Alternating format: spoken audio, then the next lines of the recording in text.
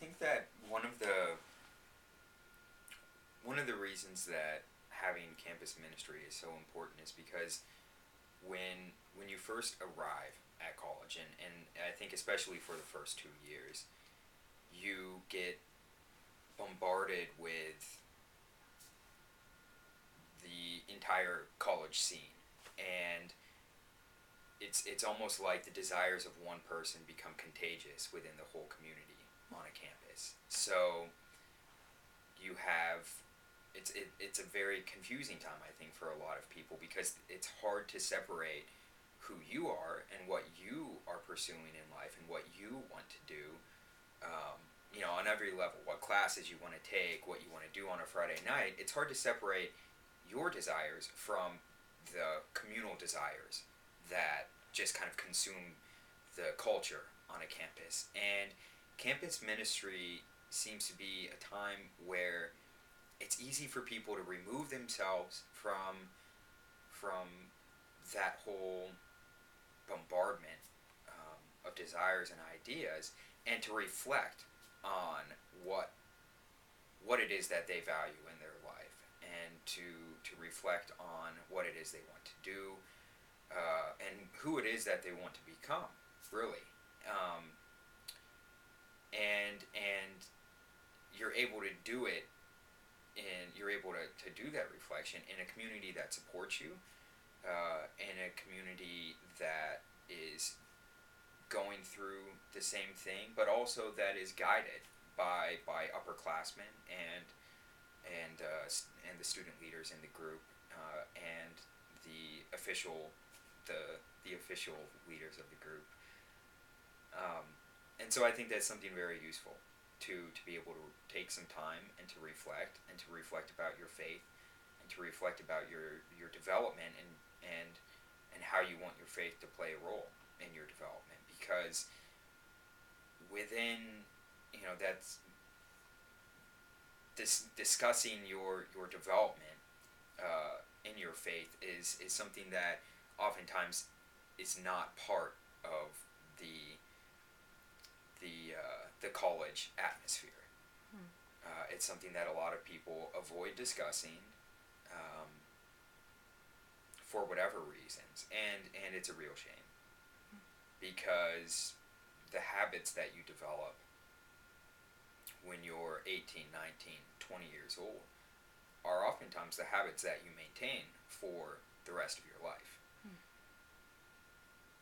And so it's all the more crucial then to be able to remove yourself from the larger community, and to reflect within this smaller group of people who share your faith, and who share your desire to try to figure everything out.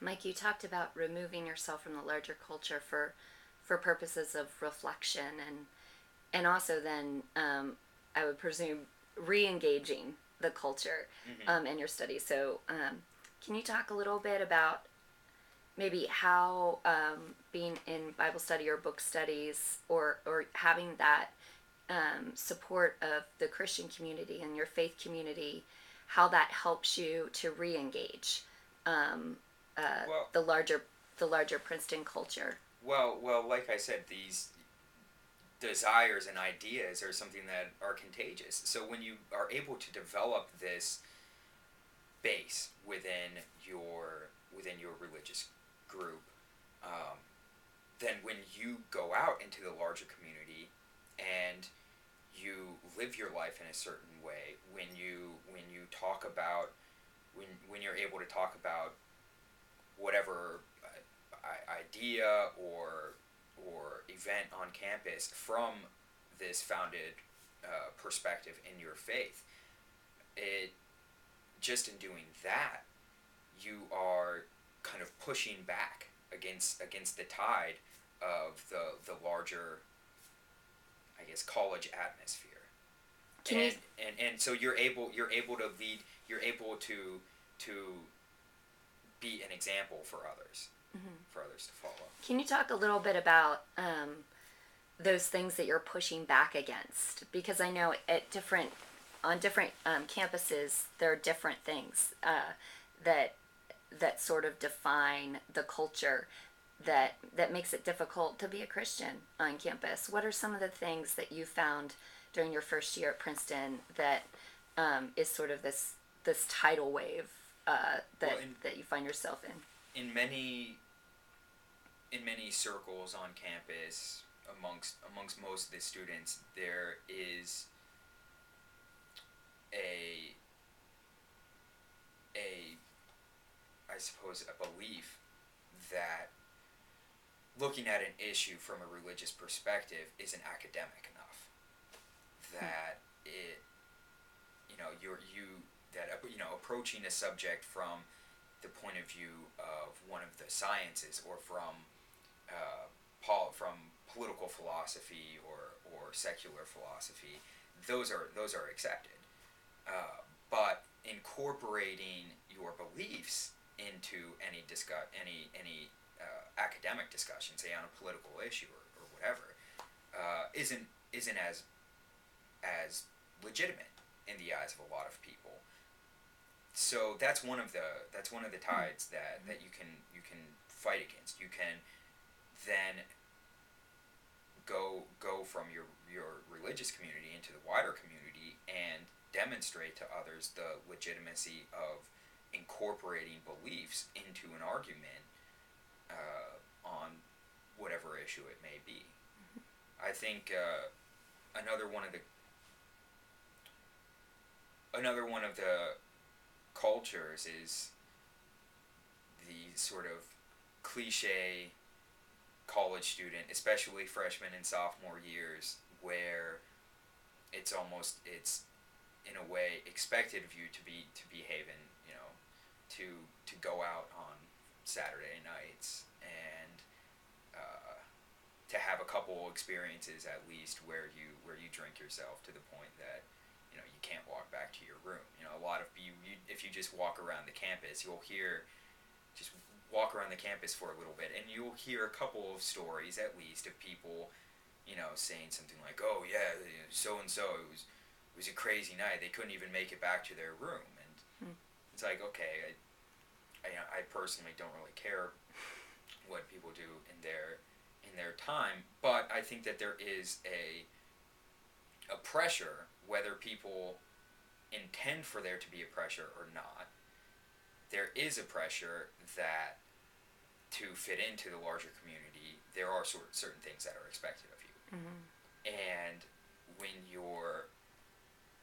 I think that people are afraid to go against that culture, and they shouldn't be afraid to go against that culture, because the truth is that others will respect your decisions.